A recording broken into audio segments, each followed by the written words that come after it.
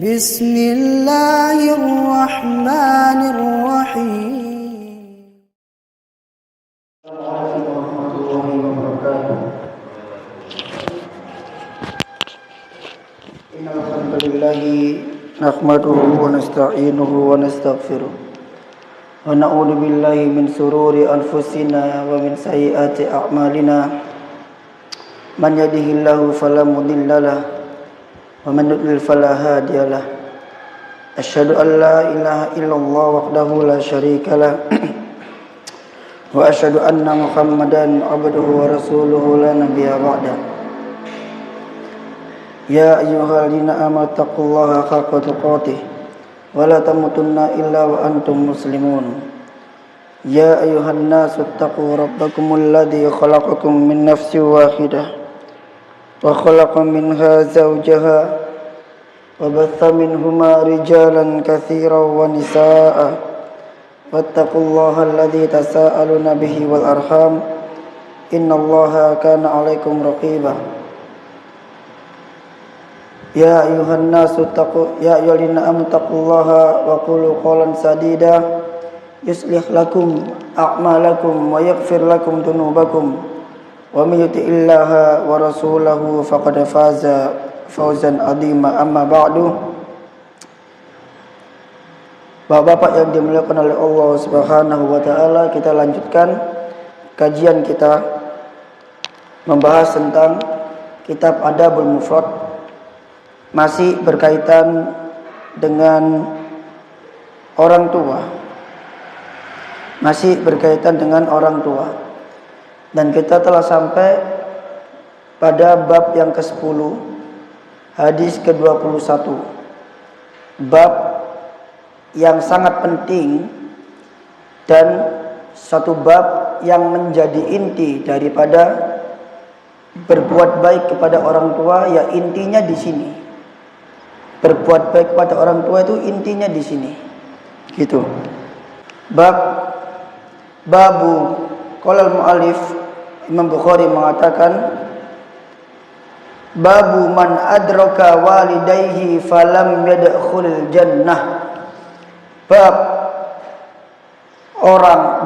Barang siapa atau orang yang dia mendapati kedua orang tuanya, artinya kedua orang tuanya masih hidup para jamaah, falam yadkhulul jannah, tapi ternyata hal itu sama sekali tidak bisa membuat dia masuk ke dalam surga. Bab seseorang yang mendapati kedua orang tuanya masih hidup, falam yadkhulul jannah, namun hal itu tidak bisa membuatnya masuk surga. Artinya para jemaah adalah ketika orang tua tersebut masih hidup, seharusnya anak ini bisa masuk surga. Seharusnya anak ini bisa masuk surga. Lah kenapa? Ya kan? Ya orang tua, ya karena orang tua itu adalah merupakan salah satu dari pintu-pintu surga. Maka ketika orang tuanya masih hidup, maka kesempatan untuk masuk ke dalam surga itu terbuka lebar. Berarti pintu surga saat itu terbuka lebar. Cukup dengan berbuat baik kepada kedua orang tua, dia bisa masuk surga. Karena orang tua itu adalah pintu-pintu surga. Tapi ternyata ada orang yang justru mendapati orang tuanya masih hidup, tapi ternyata hal itu sama sekali tidak membuat dia masuk ke dalam surga. Padahal surga itu ketika orang tua hidup itu terbuka sangat lebar. Sebagaimana dalam sebuah hadis dari Muawiyah ibn Jahimah, dari Muawiyah bin Jahimah, anna Jahimah atan Nabiyya sallallahu alaihi wasallam faqala, bahwasanya Jahimah mendatangi Nabi sallallahu alaihi wasallam. Kemudian Jahimah ini berkata kepada Nabi, Inni aradtu an aghzu. Ya Rasulullah, aku kepingin ikut perang. Maka aku datang kemari untuk ikut perang bersamamu, bergabung dengan pasukan. Maka Rasulullah mengatakan, alaka walidah, apa kamu punya ibu? Qala na'am. Jaimah mengatakan, iya. Qala, maka Rasul mengatakan, idhab falzimha fa innal jannata inda rijlaiha. Pergilah engkau dan berbuat baiklah kepada orang tuamu, karena sesungguhnya surga itu ada di bawah kedua telapak kaki ibumu. Karena surga itu ada di bawah kedua telapak kaki ibumu. Terbuka lebar ketika orang tua masih hidup. Maka seharusnya anak ini bisa masuk ke dalam surga. Terbuka lebar, tinggal melangkah masuk surga dia. Tapi ternyata sama sekali tidak bisa membuat dia masuk ke dalam surga. Maka ternyata otomatis anak ini menjadi anak yang sangat rugi lah. Tinggal masuk saja kok nggak bisa, kan gitu ya. Tinggal ngambil saja kok nggak bisa. Kan emang ibarat nelayan melemparkan jaring, jaringnya besar, kemudian jaring itu dirapetin sama nelayan itu. Nah kan tinggal masuk ke jaring itu aja kok nggak bisa. Padahal udah dibuat rapat sama nelayannya. Padahal udah dibuka lebar-lebar sama Allah, tinggal masuk kok nggak bisa. Padahal nggak ada penghalang di surga tersebut, tinggal masuk kok nggak bisa. Maka Imam Bukhari membawakan hadis di bawahnya itu sebagai bentuk ancaman tentang orang yang dia gagal masuk surga, padahal dia punya kesempatan untuk masuk ke dalam surga Allah Azza wa Jalla.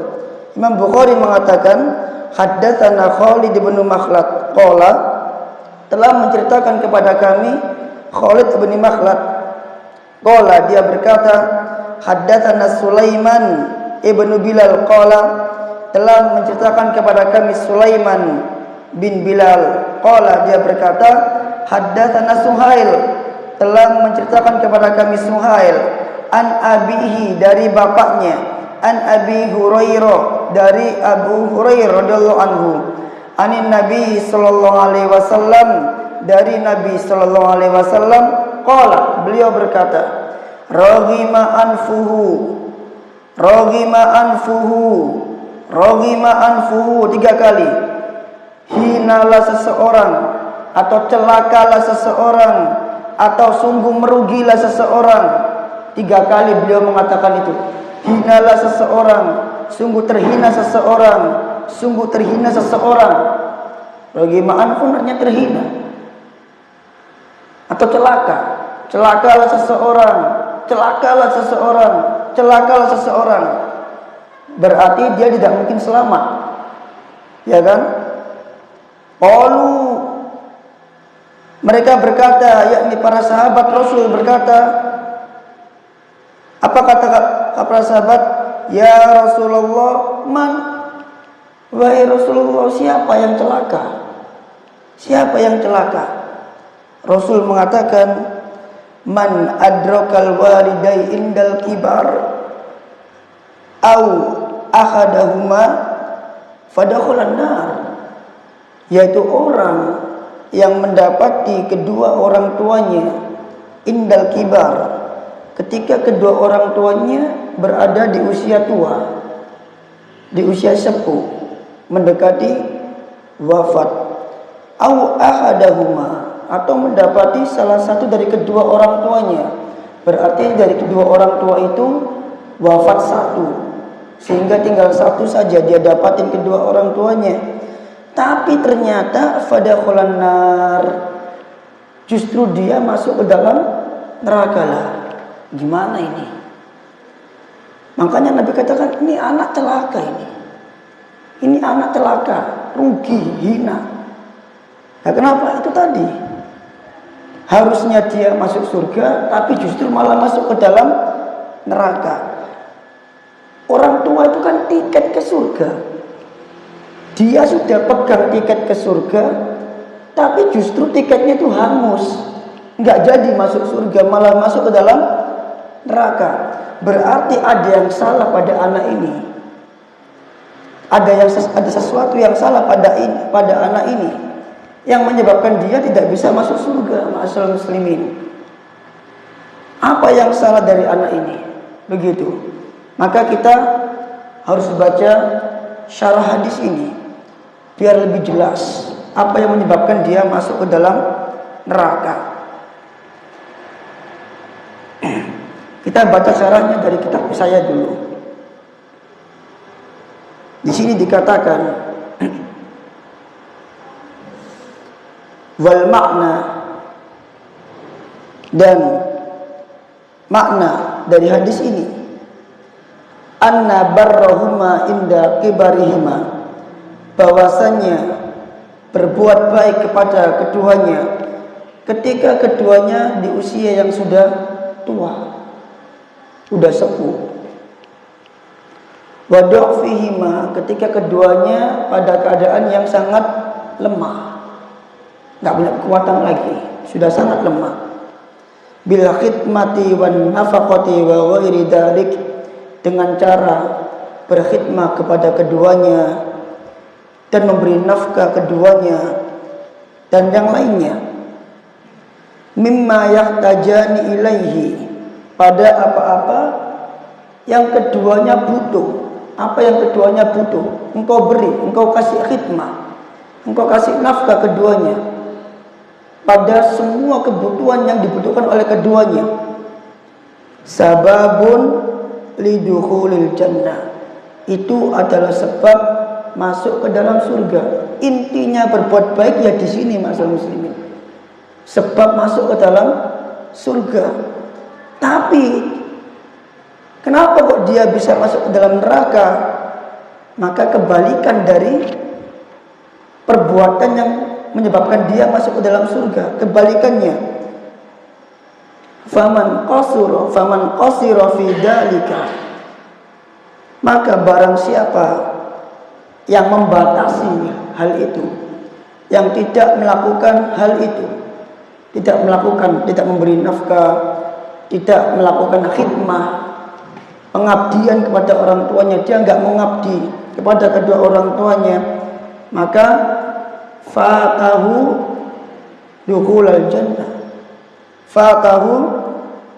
dukhulul jannah, maka akan terluput baginya masuk ke dalam surga. Lantas apa yang terjadi jika dia terluput? Wa arghamallahu anfuhu, maka Allah memberikan dia kehinaan. Sudah dikasih kesempatan masuk surga, kok nggak mau masuk ke dalam surga, maka Allah berikan kehinaan.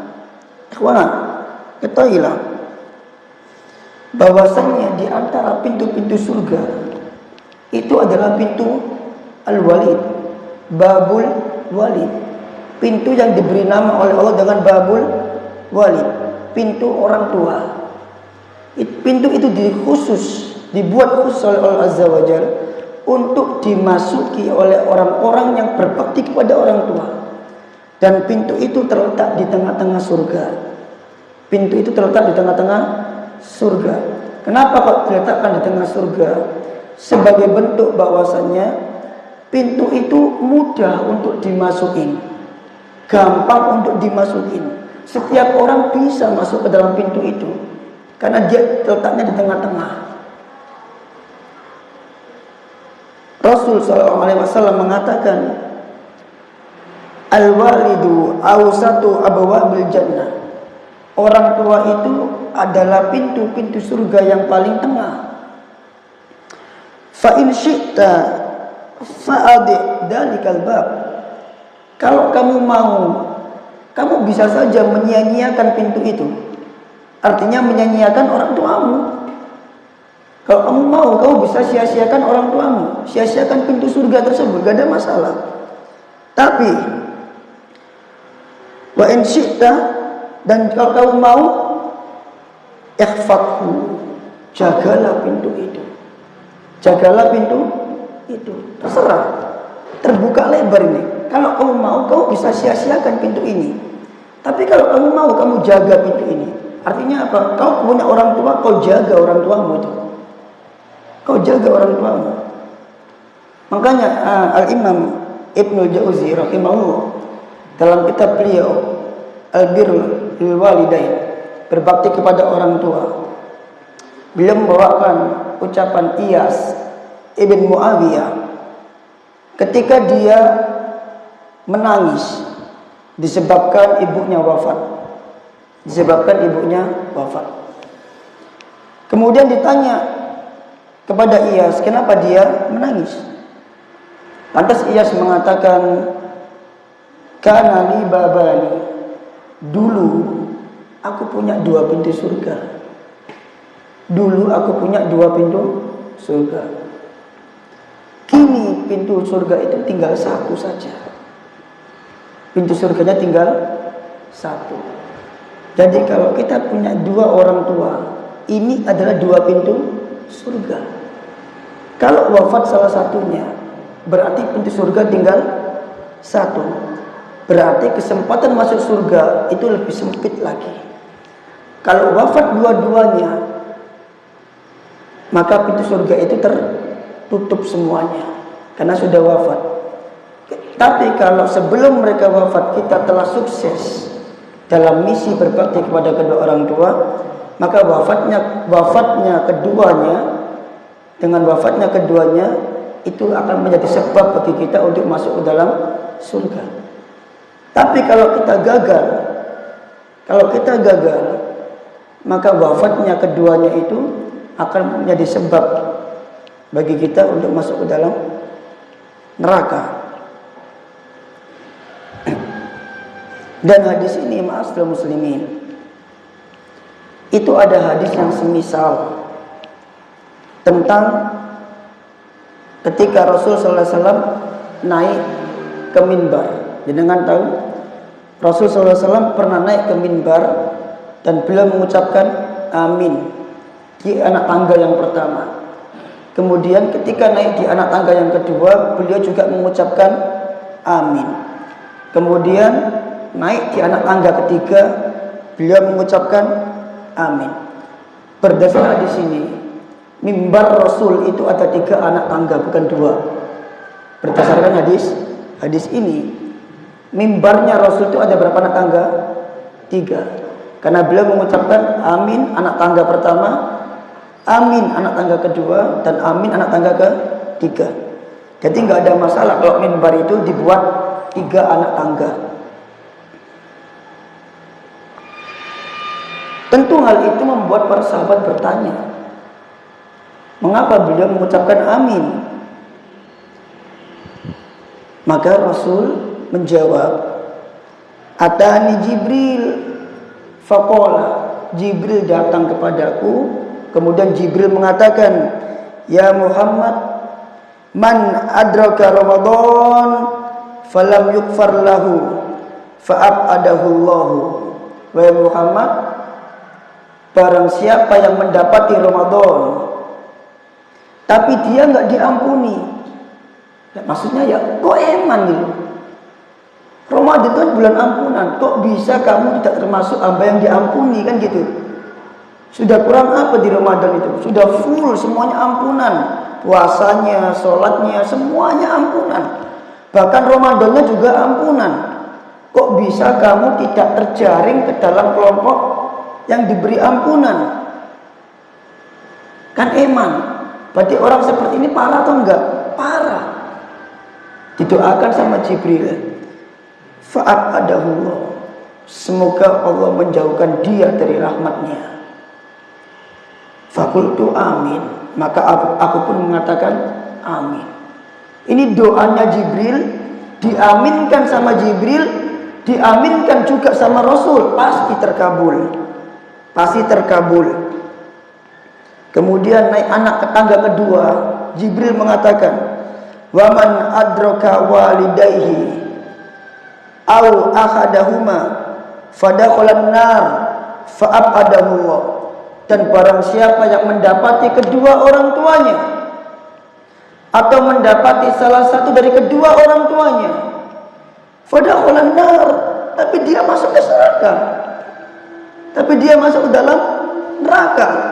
Fa'abadahullah, semoga Allah jauhkan dia dari rahmatnya. Fakultu amin, maka aku pun mengatakan amin. Hadis yang sama dengan yang kita baca tadi. Kemudian yang ketiga, anak tangga ketiga, Rasul mengatakan amin lagi. Waman dukirtu indahu falam yasil alaika fa'abadahullah. Ya, barang siapa yang engkau Muhammad disebut namamu di sisinya, falam yasil alaika, falam yusalla alaika, atau falam yusalli alaika, tapi dia tidak mau bersolawat kepadamu. Kan gampang tuh solawat. Ada kata Muhammad, Allahumma sholli ala Muhammad. Ada dengar kata Muhammad lagi, sallu alaihi. Dengar kata Muhammad lagi, alaihi salatu wassalam. Gampang kan? Tapi enggak semuanya di antara kita bisa melakukan. Padahal ini gampang dan ini tiket ke surga. Ini tiket ke surga, gampang banget. Pintu surga terbuka lebar dengan sholawat. Didoakan sama Jibril. Fa'abadahullah, semoga Allah menjauhkan dia dari rahmatnya. Maksudnya apa? Enggak masuk surga. Rahmat Allah itu berupa surga. Kalau dijauhkan berarti enggak masuk surga. Termasuk dalam hadis ini, ma'asyiral muslimin, orang yang mendapati kedua orang tuanya masih hidup, tapi dia tidak bisa masuk ke dalam surga. Kita beralih ke syara ini. Kata rohima. Kata rohima. Rohima tadi itu artinya apa? Maksudnya apa? Maksudnya adalah asluhu, asalnya adalah lasiqa anfuhu birrigham. Rohima itu maknanya adalah melekatkan tanah, melekatkan rigom. Rigom itu turok tanah di hidung. Jadi kata rohima itu adalah Allah melekatkan tanah di hidung. Ini bahasa kiasan. Bahasa kiasan. Maknahu dalla wa ghaziya. Maknanya adalah kehinaan. Kenapa? Hidung ini letaknya di atas, di wajah. Maka hidung ini lambang dari kemuliaan, sebagaimana wajah itu lambang dari kemuliaan. Kenapa kok dia bisa tertempel tanah? Kenapa kok dia bisa tertempel tanah? Tanah itu letaknya di bawah. Jawabannya cuma satu berarti. Orang ini jatuh tersungkur. Sehingga tanah nempel di hidungnya. Kalau orang jatuh tersungkur, itu tanda dia terhina. Tanda terhina. Jadi rohima anfun itu adalah ucapan kiasan yang menunjukkan bahwa hamba ini bakal terhina di akhirat. Kalau dia gagal masuk surga, padahal orang tuanya masih hidup. Wa huwa kinayatun, dan rohima itu adalah kata kinayah. Kinayah itu kiasan an husuli ghayatid dulli wal hawan, dari puncak kehinaan. Rohima itu adalah kata kiasan dari orang yang mendapatkan atau orang yang berada di ghayatud dulli, puncak kehinaan, paling hina. Paling hina. Kemudian fiqhul hadis. Tidak banyak tentang hadis ini, tapi nanti akan saya tambah dari ucapan-ucapan yang lain, dari kitab-kitab yang lain. Yang pertama, hadis ini al-hathu ala birril walidain, menjadikan kita untuk semangat berbuat baik kepada kedua orang tua. Ya iya. Kenapa? Karena kedua orang tua itu sebab kita masuk ke dalam surga. Itu adalah surga yang paling gampang sudah. Wasilah masuk surga yang paling gampang itu adalah berbuat baik kepada kedua orang tua. Wasilah atau sebab kebahagiaan yang paling gampang mencolok di mata, terang benderang, orang tua. Itu lambang surga itu. Lambang surga. Depan mata kita. Wa bayanu adami thawabihi, dan penjelasan tentang besarnya pahala berbakti kepada kedua orang tua karena sebab masuk ke dalam surga. Wa taqdir min uquqihima wa adami iqabihi, dan peringatan keras. Takdir itu peringatan keras, hati-hati dari durhaka kepada keduanya dan besarnya siksanya. Ya, siksa durhaka kepada orang tua itu besar, ma'asyiral muslimin. Siksa durhaka kepada orang tua itu besar. Karena durhaka kepada orang tua itu masuk dalam kabair, dosa besar. Yang Rasul letakkan tingkatannya setelah syirik itu durhaka kepada kedua orang tua. Rasul pernah mengatakan, "Ala unabbiukum bi akbaril kabair. Ala unabbiukum bi akbaril kabair. Ala unabbiukum bi akbaril kabair." 3 kali Nabi katakan, "Maukah kalian aku beritahu dosa yang paling besar?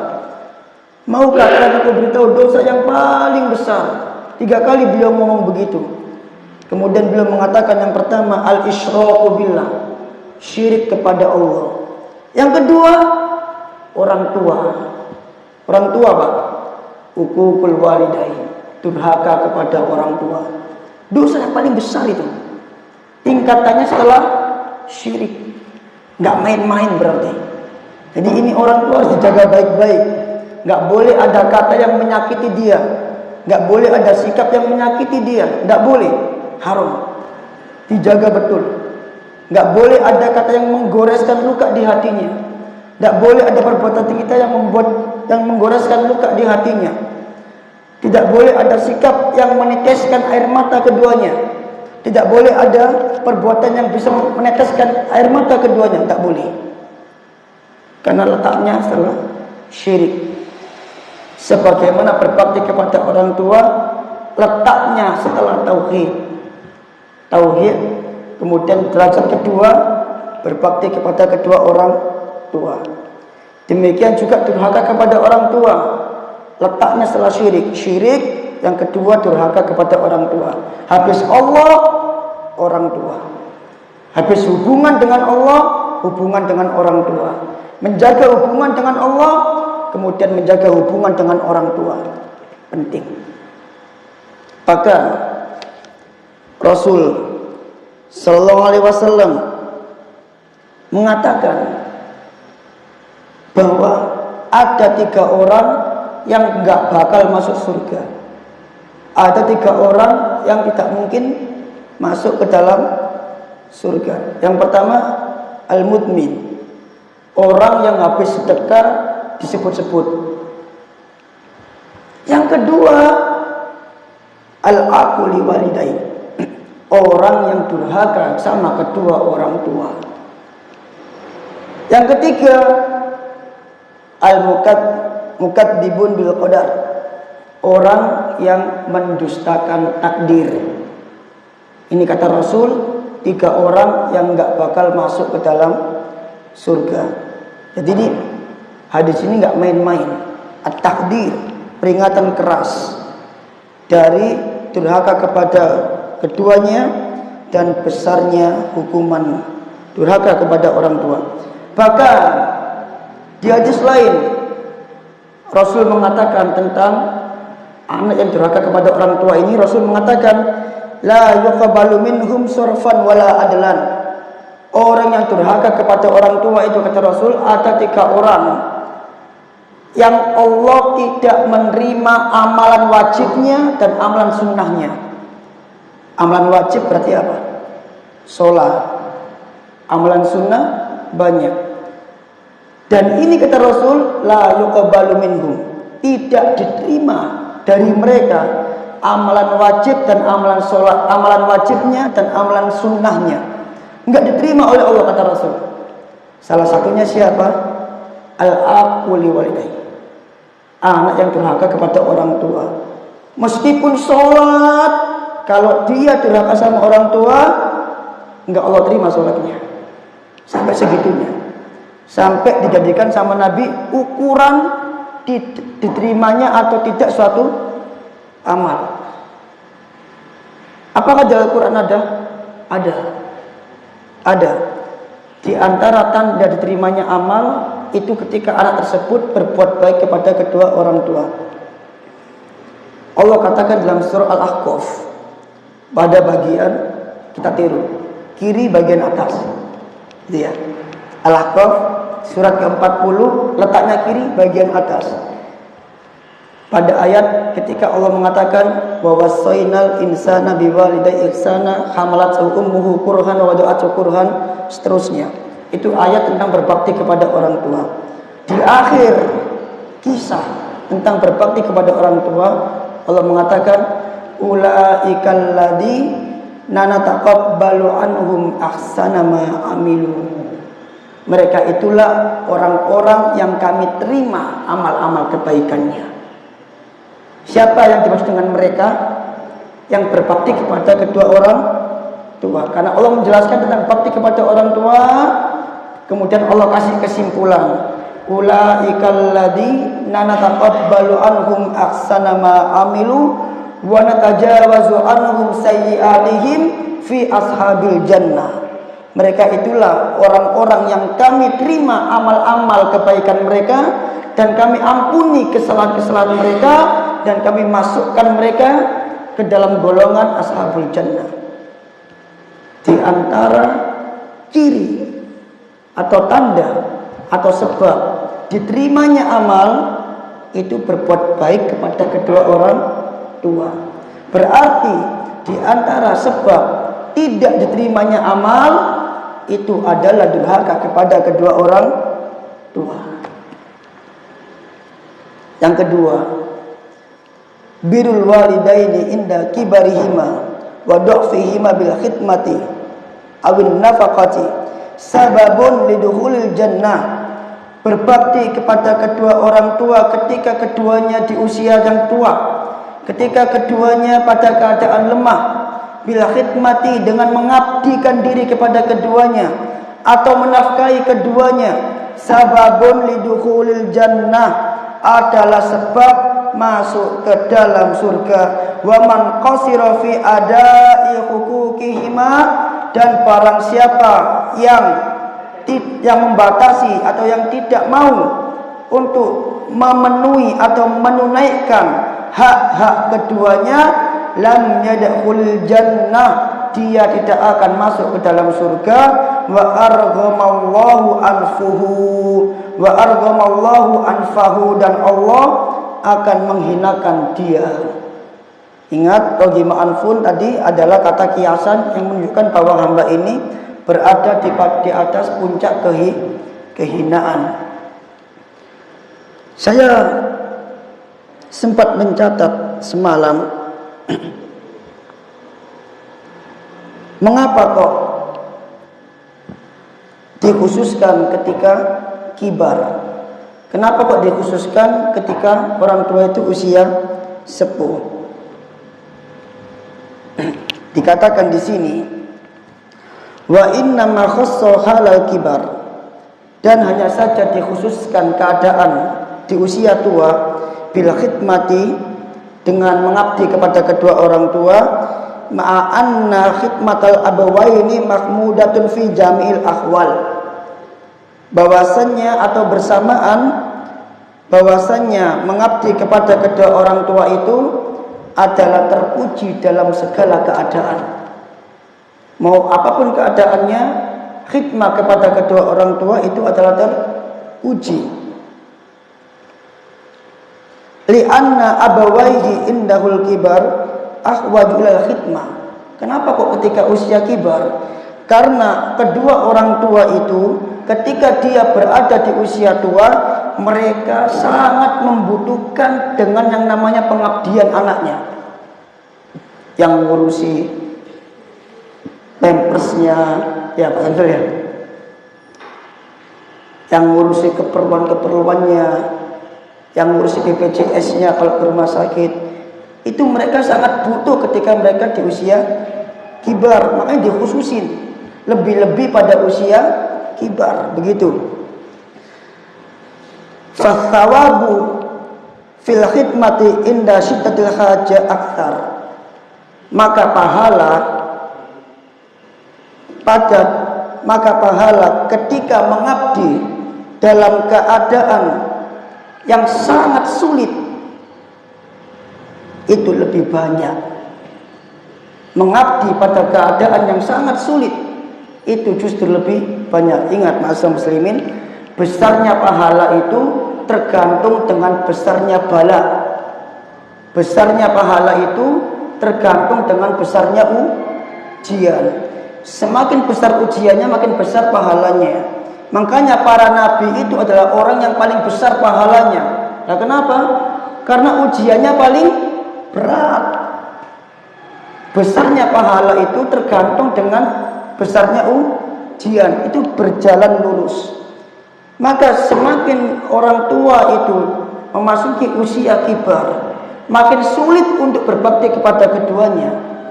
Semakin sulit berbakti kepada keduanya, makin besar pahala yang Allah siapkan untuk anak tersebut. Ada ucapan yang sangat bagus dari Syekh Muhammad bin Shalih Al-Utsaimin. Kitabnya ada di atas, nggak saya bawa ke bawah. Beliau mengatakan begini, ini terakhir, ini renungan dari beliau. Wa idza ta'ammalna fi ahwalin nasil yaum. Apabila kita perhatikan keadaan manusia pada hari ini, wajadna katsiran minhum la yabarru biwalidayhi, maka kita akan mendapati kebanyakan manusia itu tidak berbuat baik kepada kedua orang tuanya. Bal huwa aqun, bahkan dia durhaka kepada orang tuanya. Tajiduhu yuksinu ila ashabihi, engkau akan mendapati mereka justru berbuat baik kepada sahabat-sahabatnya. Kata Syekh Abdul Razak, terkadang kita ini lebih baik kepada teman kita dibanding kepada orang tua kita. Lebih perhatian kepada teman kita dibanding kepada kedua orang tua. Lebih betah nongkrong dengan teman kita dibanding nongkrong dengan kedua orang tua. Itu kata Syekh Abdul Razak.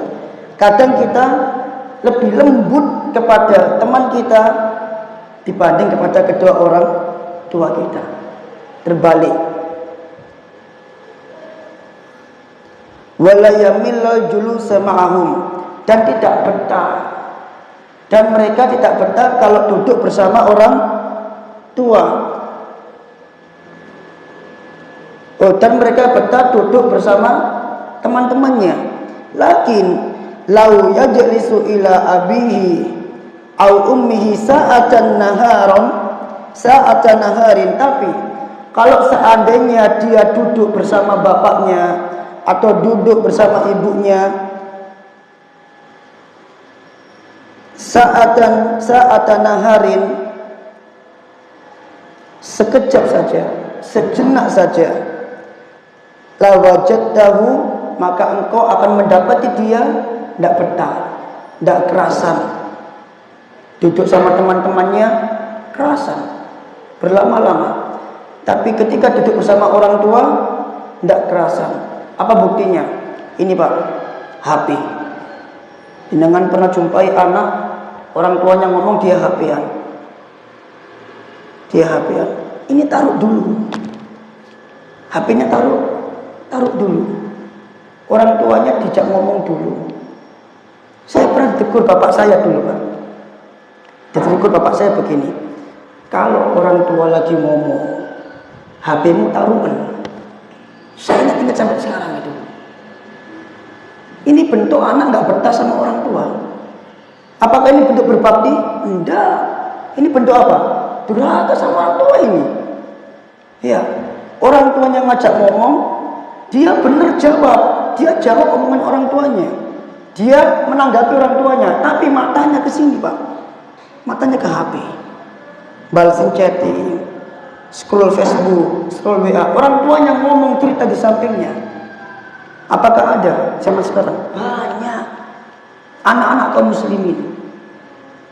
Ini disaksikan oleh Syekh Shalih Al-Utsaimin. Engkau mendapati keduanya, engkau akan mendapati banyak di antara manusia itu pada hari ini. Pada hari ini berarti di zaman beliau. Di zaman beliau pada hari ini tidak berbakti kepada orang tua, tidak berbuat baik kepada orang tua. Apakah dengan memegang HP ketika orang tua ngomong ini bentuk kebaikan kepada orang tua? Enggak. Taruh dulu HP-nya, hadapkan wajahmu ke orang tua, tanggapi orang tuamu, ini baru kebaikan. Ini baru adab. Dan ini tidak dilakukan oleh kaum muslimin pada hari ini. Bahkan ketika orang lain ngomong, jangankan orang tua, ketika orang lain ngomong, banyak dari antara kita semua itu sibuk dengan gadget kita. Orangnya ngomong di samping kita, teman kita atau siapapun ngomong samping kita, tapi kita sibuk dengan HP. Ini bukan kebaikan, ini tidak sopan, ini nggak adab. Kalau orang ngomong, taruh HP-nya dulu. Ada penting, nanti, balesin nanti. Atau minta izin, maaf Pak, sebentar lagi balesin. Kalau teman kita ngomong. Tapi kalau orang tua yang ngomong, tidak ada alasan untuk menolak orang tua. Nggak ada alasan satupun untuk menolak orang tua. Orang tua didahulukan di atas segalanya setelah Allah Azza wa Jalla. Jadi kalau ada pekerjaan penting di HP, ini nomor sekian, orang tua duluin. Orang tua duluin, ini nomor sekian. Oh, ini penting pekerjaan saya. Orang tua duluin. Nomor sekian ini. Malah kalau kamu nggak ngurusi orang tuamu, kamu nggak bakal bahagia, kamu nggak akan sukses. Meskipun kamu getut dengan pekerjaanmu, kamu nggak akan sukses. Tapi kalau misalkan kau tinggalkan pekerjaanmu ini, kau dipecat misalkan hanya karena mengurusi orang tua, Allah ganti itu. Allah ganti. Allah itu akan bukakan rahmatnya lebar-lebar bagi anak yang baik sama orang tua. Percaya saya sudah mengalami bolak-balik. Jangan insya Allah pasti mengalami itu. Kebaikan yang kita dapat di dunia itu kan ada kalanya itu buah dari berbuat baik kepada orang tua. Saya merasakan itu. Saya ngerasain. Saya lanjutkan ucapan Syekh Muhammad Al-Utsaimin. Ka'annama huwa al-jamri, kata Syekh. Seakan-akan dia duduk di atas bara api. Jangan tahu bara api itu panas. Kalau orang duduk di atas bara api, dia nyaman apa enggak? Enggak nyaman. Nah, ini anak kalau duduk sama orang tua itu seperti seakan-akan dia duduk di atas bara api. Enggak nyaman. Kepingin pergi. Itu anak zaman sekarang, di zamannya Syekh Muhammad Al-Utsaimin, apalagi di zaman kita. Karena zaman itu kata Imam Bukhari, beliau buat bab di Sahih Bukhari-nya beliau mengatakan, tidaklah datang suatu zaman melainkan zaman itu lebih rusak dibanding zaman sebelumnya. Syekh Al-Utsaimin mengatakan ini terjadi di zaman beliau, dan beliau sudah wafat di tahun 2000, tahun 1999 Masehi. Sekarang 10 tahun, maka tentu di zaman kita ini lebih rusak dibanding zaman beliau. Keadaan situasi anaknya lebih rusak dibanding zaman beliau. Otomatis itu. Karena tidak datang satu zaman, melainkan zaman itu lebih rusak dibanding zaman sebelumnya. Itu adalah tanda kiamat. Tanda kiamat. Fahada laisa bibarin, kata Syekh. Maka ini bukanlah bentuk bakti. Bukanlah bentuk bakti kepada orang tua. Bal baru, akan tapi orang yang berbakti kepada orang tua itu man yansyarihu sadruhu li ummihi wa abihi, yaitu orang yang meluaskan dadanya, melapangkan dadanya untuk bapaknya atau untuk ibunya. Wa yakhdumuhuma ala adabi ainaihi, dan berkhidmat kepada kedua orang tuanya. Wa yakhrisu ghayatal khirsi ala ridhahuma bikulli ma yastati', dan dia bersemangat dengan semangat yang sangat maksimal untuk mendapatkan ridho kedua orang tua dengan segala macam jalan yang dia tempuh, dengan segala macam jalan yang dia bisa. Itu orang yang berbakti. Dia melapangkan dadanya untuk bapaknya, untuk ibunya, dilapangkan dadanya. Dadanya cuma ada ibu dan bapak. Semua yang dilakuin untuk ibu dan bapak. Itu adalah anak yang berbakti, kata Syekh. Kemudian beliau mengatakan perumpamaan yang sangat bagus sekali, Pak. Bagus sekali. Beliau mengatakan ada sebuah peribahasa, al-birru aslaf. Berbakti itu adalah hutang. Kebaikan itu adalah hutang. Hutang itu pasti akan dibayar, kan? Ya. Yang bayar siapa? Allah nanti yang bayar. Kebaikan itu adalah hutang. Kebaikan itu adalah hutang. Kenapa dikatakan hutang? Karena kebaikan itu akan menjadikan pelakunya mendapatkan pahala yang sangat agung di akhirat. Dan dia juga akan fa'innahu yujazi bihi fid dunya. Dan orang yang berbuat baik, orang yang berbakti itu akan dibalas juga di dunia. Fal birru wal uququ kama yaqul amma aslaf. Maka berbakti kepada orang tua itu adalah hutang. Durhaka kepada orang tua itu adalah hutang yang akan dibayar nanti. Siapa yang bayar, Pak? Anaknya. Allah bayar lewat anaknya. Allah bayar bakti dia ke orang tua lewat anaknya. Allah bayar durhaka dia ke orang tua lewat anaknya. Maka Syekh mengatakan tastaufa, dan akan dilunasin, dan engkau akan mendapatkan pelunasan hutang itu. In qadimtal birra li abika wa ummika barroka auladuka. Jika engkau mendahulukan baktimu kepada bapakmu dan ibumu, kata Syekh, Allah balas lewat anaknya. Anak-anakmu akan berbakti kepadamu. Wa in qadimtal uquqa aqqa auladuka. Tapi kalau engkau mendahulukan durhaka kepada bapakmu, durhaka kepada ibumu, aqqa auladuka, anak-anakmu juga akan durhaka kepadamu. Kebaikan itu adalah hutang, durhaka juga hutang, pasti dibayar. Allah bayar lewat mana? Lewat anak-anaknya. Kau baik kepada orang tuamu, Allah bayar lewat anakmu, anakmu akan baik sama kamu. Kau durhaka sama orang tuamu, Allah bayar lewat anaknya, anaknya akan durhaka sama dia. Al jaza'u min jinsil amal, kata Syekh. Balasan itu sesuai dengan jenis amal.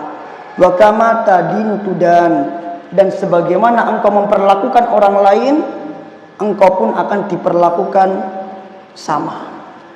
Engkau ingin anakmu berbakti, maka engkau juga harus berbakti kepada orang tua, seperti itu. Engkau ingin dihormatin, maka engkau harus menghormati orang lain. Engkau ingin orang lain berbuat baik padamu, maka engkau juga harus berbuat baik kepada orang lain. Sebagaimana engkau ingin diperlakukan, maka demikian juga engkau harus memperlakukan orang lain. Kama tadinu tudan, sebagaimana engkau memperlakukan, demikian juga engkau akan diperlakukan. Yang terakhir dari saya, ma'asyiral muslimin, barangkali ada yang mau ditanyakan, falyatafaddal mashkuron.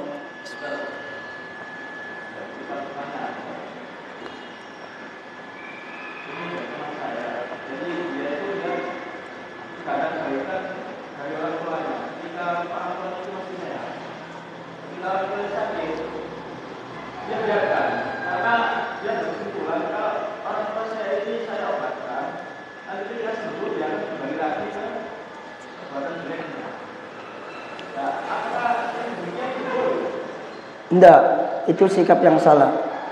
Apakah suatu kebaikan membiarkan orang tua sakit? Iya.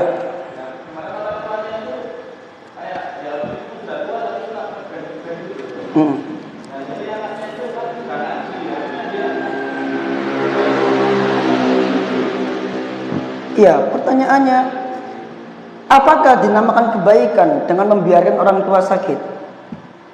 Coba.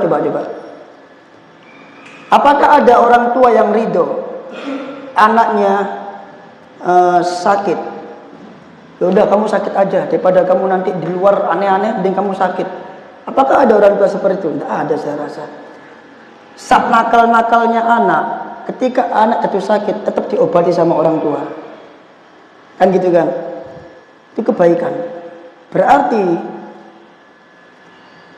apa dia mengetahui hal gaib? Dia tahu dari mana orang tuanya bakal kembali? Dia nggak tahu hal gaib. Dia kalau orang tuanya kembali, kalau orang tuanya nggak kembali, artinya orang tuanya istiqomah atas ketaatan, Allah kasih dia hidayah dengan dikembalikan ke penglihatannya, datang hidayah pada hatinya, kemudian dia jadi orang yang bersyukur, istiqomah. Kalau dia berprasangka seperti itu, berarti dia suudon sama Allah Azza wa Jalla. Dia menyangka Allah akan membiarkan orang tuanya kembali kepada kejelekan. Harusnya dia husnudon sama Allah. Husnudon, berprasangka baik kepada Allah. Dia obatin orang tuanya, wasta'in billah. Dan dia minta tolong sama Allah. Husnudon sama Allah, ya Allah, jagalah kedua orang tua. Harusnya kan begitu. Itu yang betul. Kalau dia nggak mau mengobatin dengan alasan seperti itu, berarti dia suudon. Dia menerka sesuatu yang belum tentu terjadi. Dia tahu dari mana orang tuanya bakal kembali. Apakah dia bisa menerka hal gaib? Apakah dia bisa melihat takdir Allah ke depan? Dia nggak akan bisa seperti itu. Obati orang tuanya, itu bakti kepada orang tua. Setelah sembuh, antum jaga orang tua antum, biar tidak kembali ke sana. Itu yang betul. Bukan dibiarkan sakit sampai meninggal dengan alasan begini aja biar gak maksiat. Tidak seperti itu. Saya rasa gak akan ada orang tua yang ridho anaknya buta dengan alasan nanti saya khawatir anak ini kalau besar banyak maksiatnya. Gak akan ada. Saya rasa orang tua yang ridho seperti itu. Orang tua bakal berjuang, nanti kalau udah sembuh dididik. Kan begitu kan? Gak ada. Jenengan ridho gak kehilangan penglihatan? Ya Allah, ya kalau orang yang imannya tinggi ya, dia berdoa, ya Allah, lebih baik saya buta dibanding saya maksiat. Tapi kita bicara iman kita. Jenengan ridho gak kalau hari ini Allah ambil mata jenengan dengan alasan biar tidak banyak melihat wanita-wanita di luar sana? Saya yakin gak ridho. Pasti berusaha untuk sembuh, karena ini penyakit. Pasti berusaha untuk sembuh. Nah, ketika sembuh, apa yang dilakukan? Minta tolong sama Allah agar diberi istiqomah, agar diberi rasa syukur. Ini bentuk husnudon billah. Ya, bentuk husnudon billah. Insya Allah seperti itu. Karena dia nggak tahu apa yang akan terjadi. Ya, dia nggak akan tahu apa yang akan terjadi ke depan. Ya, kalau orang tuanya kembali, kalau orang tuanya diwafatkan duluan, dia berarti sudah menfitnah orang tuanya. Dia berdusta, malah bahaya nanti. Gitu kan? Tapi ketika dia obati orang tuanya bisa melihat ternyata orang tuanya senang ke masjid. Seperti itu. Kita nggak tahu ke depan. Monggo tafadhol yang lain. Silakan. Assalamualaikum. Tadi kan disebutkan dalam hadis bahwasanya berbakti pada orang tua itu punya pintu yang Ausat. Yang paling tenang dan yang paling bagus. Iya. Kemudian kita disuruh oleh Nabi SAW dalam hadis yang lain meminta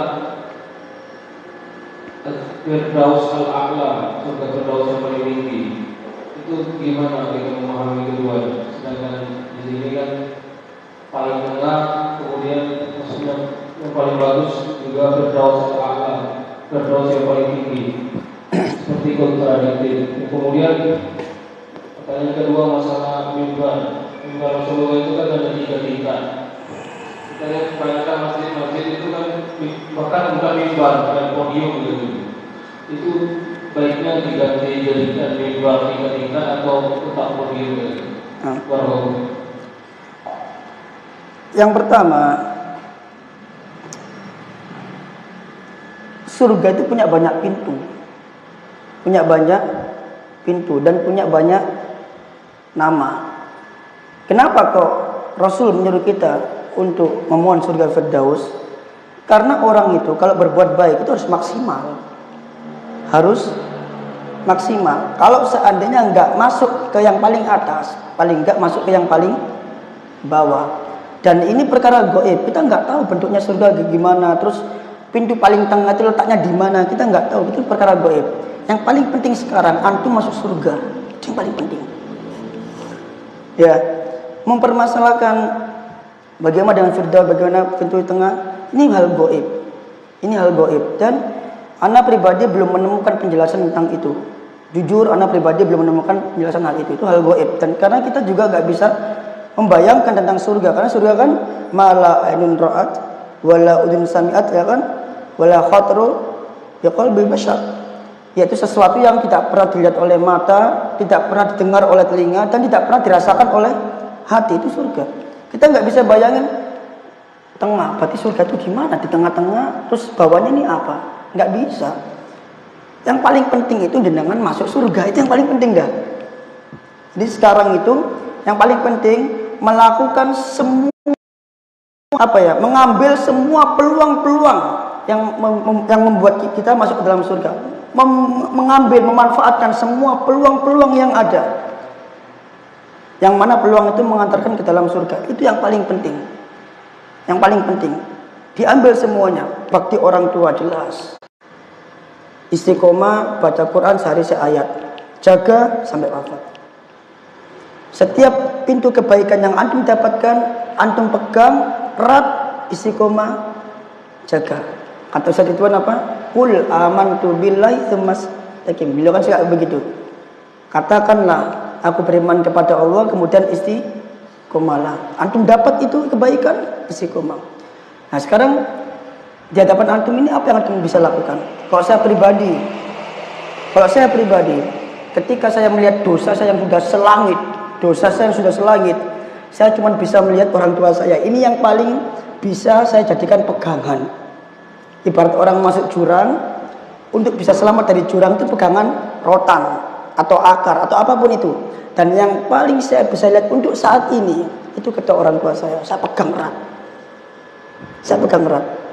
Ketika saya merasa barangkali sholat saya nggak diterima, atau barangkali dakwah saya atau ngajar saya nggak diterima oleh Allah, nah ini yang saya pegang erat. Semoga kebaikan saya ke orang tua diterima oleh Allah. Itu yang paling penting. Jadi kebaikan apapun yang antum jumpai depannya antum pegang erat. Antum jaga istiqomah sampai wafat.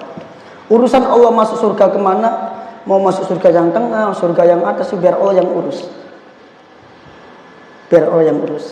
Yang penting kita masuk surga dulu, yang paling penting. Dan minta sama Allah surga yang paling tinggi, tentu biar maksimal amal kita. Biar maksimal, karena semangat itu membara kalau cita-citanya tinggi. Makanya kok dalam olahraga itu Pak, nggak boleh orang itu ngomong paling kalah, nggak boleh. Meskipun pada dasarnya dia bakal kalah, secara kasat mata, secara hitung-hitungan dia bakal kalah, dia nggak boleh bilang kalah. Dia harus bilang menang. Untuk apa? Biar semangatnya nggak turun. Kalau dia bilang kalah, semangatnya turun Pak. Tandingnya nggak akan bagus. Orang push up, disuruh pelatihnya kau push up. Wah angel iki, gak iso iki. Gak bisa beneran, hilang semangatnya. Dia nggak boleh bilang seperti itu.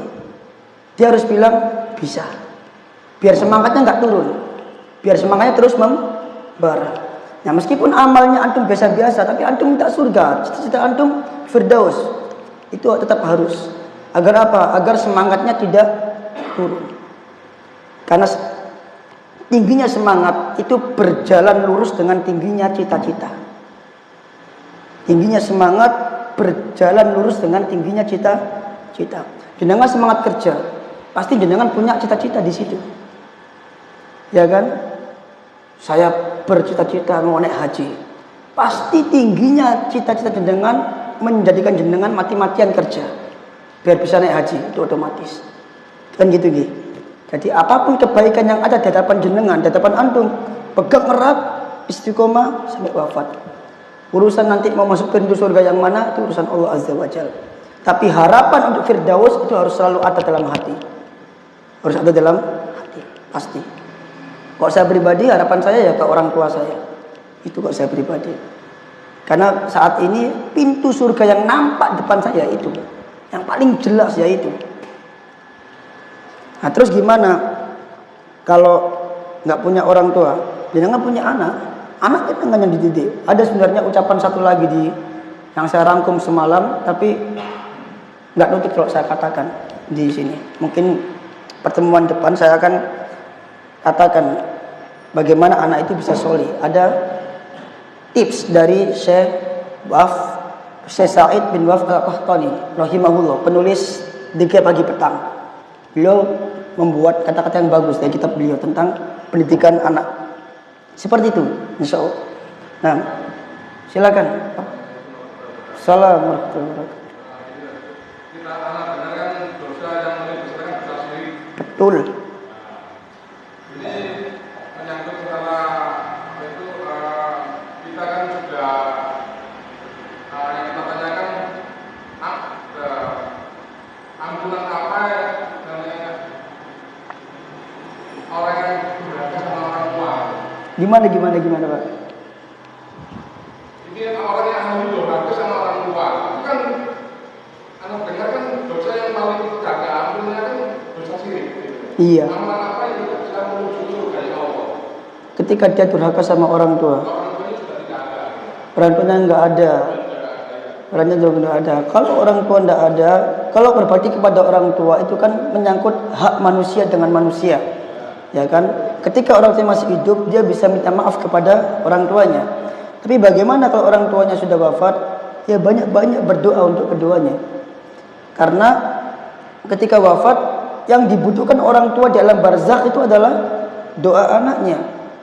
Doa anaknya. Saya sudah katakan beberapa pertemuan yang lalu, berapa kali kita berdoa sama orang tua.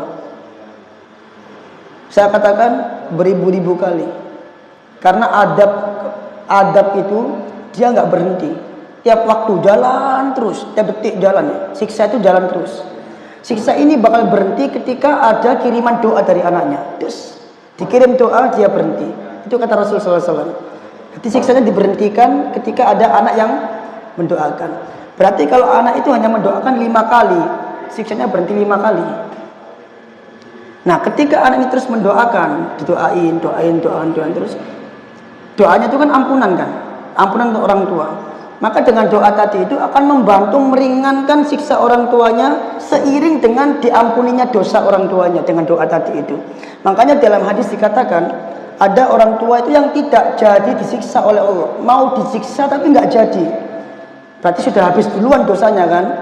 Sudah habis duluan. Ditanya orang tua ini tanya sama Allah, kenapa kok nggak jadi begitu kan? Allah fari waladikum laka. Disebabkan istighfarnya anakmu untukmu. Berarti anak ini logikanya istighfarnya berapa kali? Banyak dia. Ya Allah ampun orang tua aku ya Allah. Tiap waktu ya Allah. Enggak terbatas dengan sholat, enggak terbatas pada waktu sujud. Tiap waktu bisa. Logikanya seperti itu. Nah ini lagi kan apalagi orang tuanya itu beragama lain. Kalau beragama lain ini masuk ke dalam iman kepada takdir, Bapak. Jadi demikian juga para sahabat, demikian juga dengan Hindun, istrinya Abu Sufyan, yang dia menangisi bapaknya Utsbah bin Rabi'ah. Karena Hindun masuk Islam di akhir hidupnya Rasulullah SAW. Bapaknya wafat dalam keadaan kafir. Para sahabat yang masuk Islam itu kebanyakan keluarganya wafat dalam keadaan kafir. Yang mereka harus merelakan ketentuan Allah Azza wa Jalla bahwasannya orang tua yang wafat dalam keadaan kafir itu tidak bisa dimohonkan ampun. Tidak bisa dimohonkan ampun. Dilarang oleh Allah memohonkan ampun orang tua yang wafat dalam keadaan kafir. Dan itu juga dialami oleh para sahabat. Tentu sedih. Bahkan Nabi SAW pun juga bersedih ketika Allah katakan ketika dikabarkan bahwa bapaknya masuk ke dalam neraka. Bapak Rasulullah SAW, orang tua Rasulullah SAW masuk ke dalam neraka karena wafat dalam keadaan kafir. Tentu membuat Rasul sedih, kan begitu. Nah, untuk menghibur itu maka Allah hanya membolehkan Rasul berziarah ke makam ibunya. Tapi untuk mendoakan tidak boleh sama Allah Azza wa Jalla. Tidak boleh. Demikian juga sedihnya Nabi ketika wafatnya Abu Thalib. Tinggal sakit aja masuk Islam, kok gagal masuk Islam, ya nangis Rasulullah SAW. Tapi ditegur sama Allah, innaka la tahdi man ahbabta walakin Allah yahdi man yasha. Muhammad, kau nggak bisa ngasih hidayah kepada orang yang kau cintain, tapi Allah mengasih hidayah kepada orang yang Dia kehendaki. Udah, itu takdirnya. Nabi lebih sedih lagi kan. Kalau kita sedih, apalagi Nabi lebih sedih lagi. Dan saya rasa juga dialami oleh banyak ikhwan yang ada kalanya dia mu'alaf tapi ibunya justru nggak jadi masuk Islam. Seperti yang diceritakan Ustaz Ridwan dulu, mungkin jenengan pernah tahu. Ada seorang ikhwan yang dia masuk Islam, ibunya diajak, ayo bu masuk Islam. Pernah dengar Pak? Ayo bu masuk Islam. Kamu dulu aja yang Islam, ibu nanti aja. Diajak lagi, tiap hari diajak lagi, sampai akhirnya ibunya wafat dalam keadaan Kristen. Apa nggak nangis ini anak? Tapi memang seorang muslim itu harus beriman kepada takdir Allah yang baik dan yang buruk. Dan setiap takdir itu pasti menyimpan suatu kebaikan untuk hamba tersebut. Karena Allah itu tidak setiap hal yang kita sukain itu buruk bagi kita. Jadi takdir buruk itu pasti menyimpan hikmah atau kebaikan yang ada yang untuk hamba tersebut. Meskipun hamba itu nggak tahu, tapi dia insya Allah akan tahu suatu saat nanti hikmah di balik takdir buruk tersebut. Intinya seperti itu Pak. Allah Ta'ala alam. Nah, sudah? Okay. Semoga bermanfaat.